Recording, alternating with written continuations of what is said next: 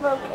5-year-old Abigail Nelson took a bad fall at her preschool playground and landed in the emergency department of Seattle Children's. She managed to break both bones in her forearm, and the bones are broken enough and they're displaced enough that we're going to need to put the bones back into place so she can heal properly.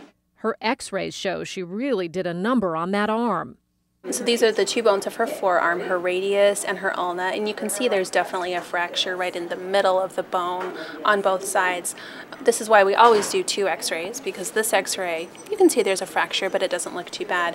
When we look at the x-ray from the side, you can see what normally should be a straight bone is quite angulated, and this is the part that really needs to be fixed, is those bones need to be straightened so she can heal properly. Fixing Abby's arm doesn't sound very fun. One of the most important things is that we try to make this as the least amount of trauma and pain for Abby as possible.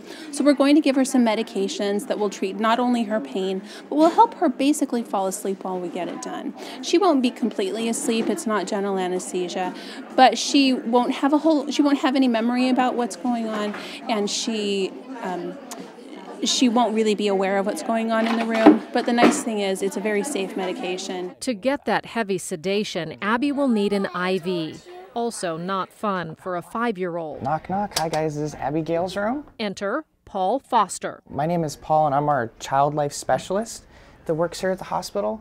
So I'm different than our nurses and doctors, okay? So my job here at the hospital is I help you understand what's going on and then try to make it a little easier and more fun. Does that sound okay? Paul prepares Abby for what she can expect in a way that she can understand. I'm here to help make their stay a lot easier. My job is to help assess how kids are coping with their emergency department stay, and I provide preparation, education, and for our younger kids, lots of distraction to help get them through certain invasive procedures. How's he been doing so far since you got in? Did he do okay in triage? Paul is a child life specialist. All of the providers here are trained in dealing specifically with children, using comfort and distraction techniques that are appropriate to a child's age and situation. But Paul is the big gun called in when a patient needs that extra special touch. So this is the small straw. You want to feel it? It's really soft. So Mom and Dad, this is an IV if you guys haven't seen one before.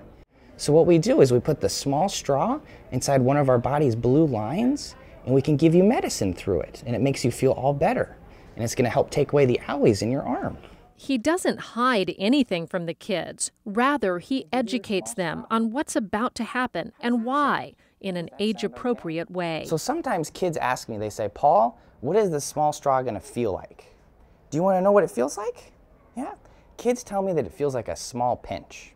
I love the educational component. I love getting to educate kids about why they come to the hospital and what the staff are doing, because, you know, for a lot of people, you know, seeing the white coat come into a room is kind of a scary thing, but, you know, knowing that all the doctors and nurses here really love to help kids get feeling better and to educate them on, you know, why we do a blood pressure cuff and why we take their temperature and all those things. I like seeing that click in the child's eye of, oh, that's why they're doing that, and I really enjoy that. And you watch with your eyes and see if we find it. Paul also uses distraction to help young patients through a procedure. Is that the one?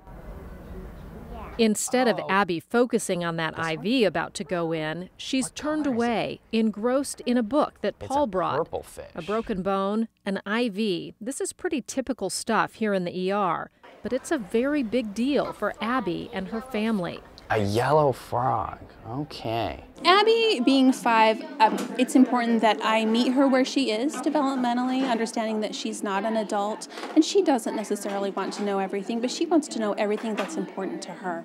So understanding what it is a 5-year-old understands and what it is a 5-year-old wants to know, at the same time providing an appropriate level of information for the parents who of course want to know everything. I want to make this for Abby, like I said, she's had a bad day. I want her to leave this experience with not only without trauma, but hopefully with a smile. We're gonna give it to you right through your small straw, okay? So there's no more owies? And it won't hurt when it goes through me. Nope. Sometimes kids say that it feels a little warm, but no owies. Okay? And then you'll wake up and your arm will be all fixed. And you get to go home. Yeah. But when I'm asleep, I can't talk. That's right. And you won't feel anything. Yeah. Yeah, it was. It was really scary. It was. Huh. The tumble 3-year-old Peyton took while vacationing in Seattle certainly scared her and her parents. My daughter had a fall over at the Science Center into an open, well, it used to be, it looked like a little pond, and fell over the chain wall and hit her, busted her head. But the time in the emergency room, even the stitches, really weren't so bad. They brought in Paul, who helped her just kind of ease and made her laugh, and brought in bubbles and books and coloring and everything. So she was much more comfortable with that part of it. And then he came in and talked to Peyton and explained to her the process of what they were going to do, and so she could understand. An ER visit as a child can set a lifetime attitude toward all things medical, good or bad. If this is a traumatic experience, patients could fear doctors, hospitals, even needles well into adulthood. Those who work here in the emergency department know the importance of making this experience as painless and positive as possible. Are you still whispering? Yeah. Well, awesome. She did a great job, tolerated everything great. Yeah. So in terms of giving you advice for what to talk to her about at home, I can't think of anything because she did so well. Okay. So, but if questions do arise, usually she'll kind of express it through play. Okay. So just kind of keep an eye out through that. We try to have a pain-free environment, so we always want to make sure patients don't have pain, but we recognize that a lot of the sense of pain is anxiety. And if we have people who are specially trained to reduce the anxiety, as are our physicians, our nurses, but especially our child life specialists, it makes a huge difference for the family. The children leave smiling and happy even after an invasive procedure. Abby is waking up to an arm that's put back together so it can heal. The doctors fixed your arm. It's all better now. She's now excited about a pretty pink cast in her future and not at all upset by the day's events. Bye, guys. Take care. And Peyton heads home with some souvenir stitches and a smile.